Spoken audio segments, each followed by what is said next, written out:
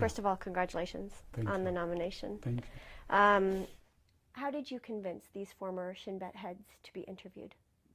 I think when I approached them, I said I saw the importance of the message that they will carry out, and I think that it was also important for me that the message will come from them, the center of the Israeli defense establishment, saying in a loud and clear voice, enough with the occupation. You get the impression in the film that the former heads of Shin Bet came to the conclusion that Israel's policy is not working. Would you agree?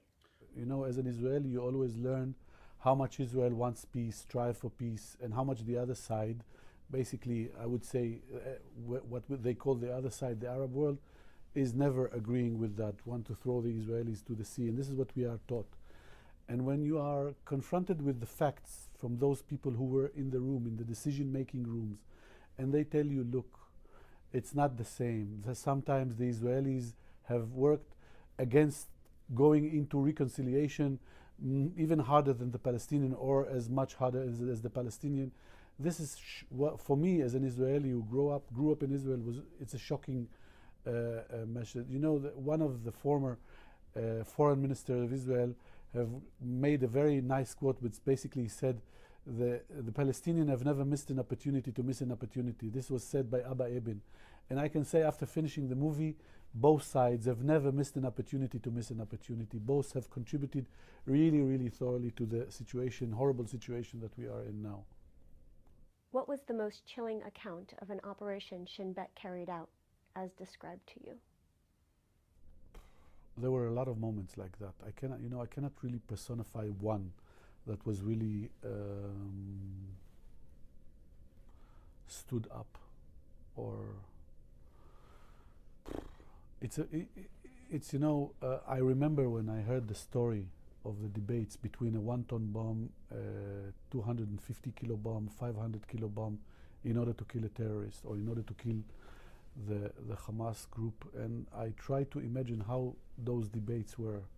Let's use that bomb, let's use a smaller bomb, let's use...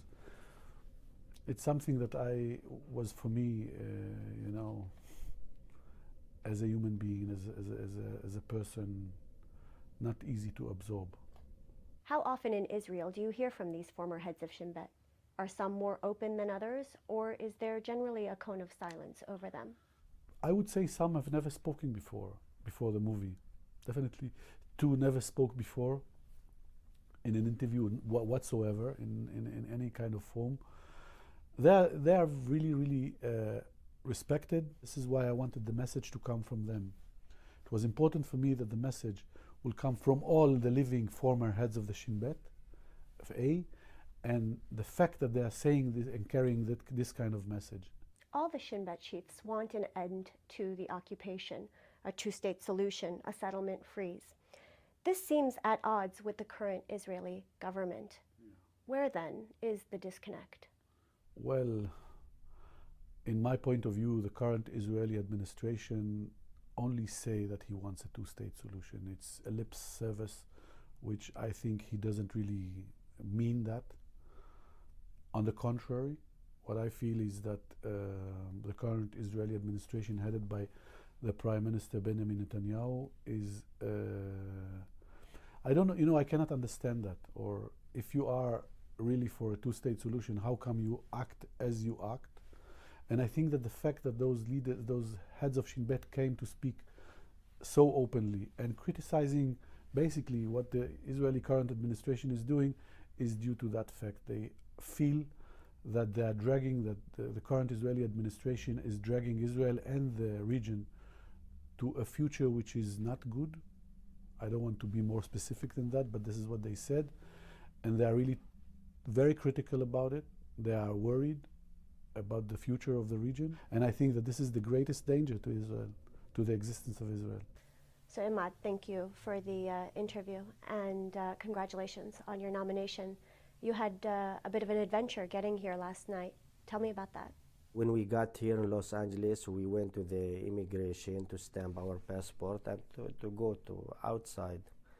So the lady, the immigration lady, she asked us to have our fingers and pictures, and questions us. So she questioned us, and I told her why I came here and why we came here, why I came here with my family and who am I, and so she told me, you have to give me a proof and you have to give me more information and more documents. It's not enough what you are saying. So I told her I was here last week and I am the Oscar nominated, and so she told me I was not here last week. So she was not care about what I'm saying, and she told me, we will hold you in there, so we don't have time for you. We will hold you until you get us more information, more papers or more documents, or we will send you back home. And I felt that they will send us back. So I was thinking about something like political pressures on because of the story and the situation and the film. And yet your film was political. What do you hope that it achieved? My goal is to reach the people and to bring more attention to my situation, to our life, to my kid and his generation life, and how they grow up there under these pressures and under the occupation, under the army control. Why did you decide to tell the film through your son? I wanted to put my son in the story because he is part of the story. He lives there, and this is the place where we live all. And I wanted to show him like how a Palestinian child born there and grow up in these conditions under occupation, and first his step to the wall or to and first his word to army or wall, or he faced the soldiers, and it's not normal situation, normal life for kids to grow up in this like this. But it is a dangerous situation, and your wife encouraged you to stop on several occasions. Why did you continue filming?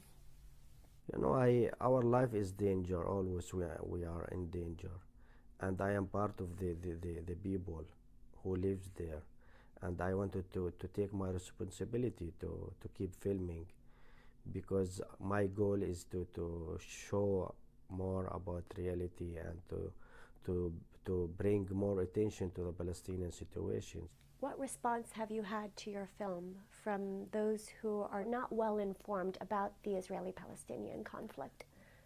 I know there's many people in the Western, in Europe, in the United States, and in different countries, they don't know enough about the life and the situation in Palestine.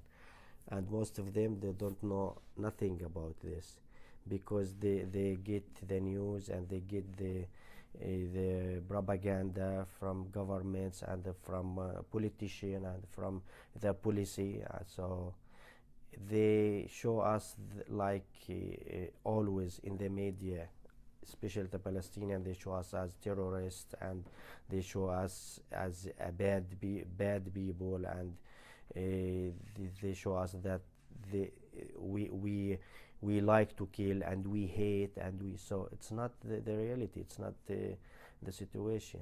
We are human, and we are seeking for peace and for freedom. So the reaction were good in different countries everywhere, and people react very strong and very good, and people get to be moved and touched by the story, because for them it's a new thing to know, and it's a new footage to see. So is it time for Palestinians to change their resistance tactics, like the new villages or tents that are going up spontaneously, like Bab al-Shams? Making these actions like Bab al-Shams or different action, it's very effective, especially when the media focus on this, and it's a new way of the creative of the ideas, and that can reach the people and can send the message. And will you continue filming when you return? I will, of course. Documentary is more about reality, so I wanted to make this documentary to reach the people and to see the results of how making documentaries. You want to see change. I want to see change, yeah. I made this film to make change.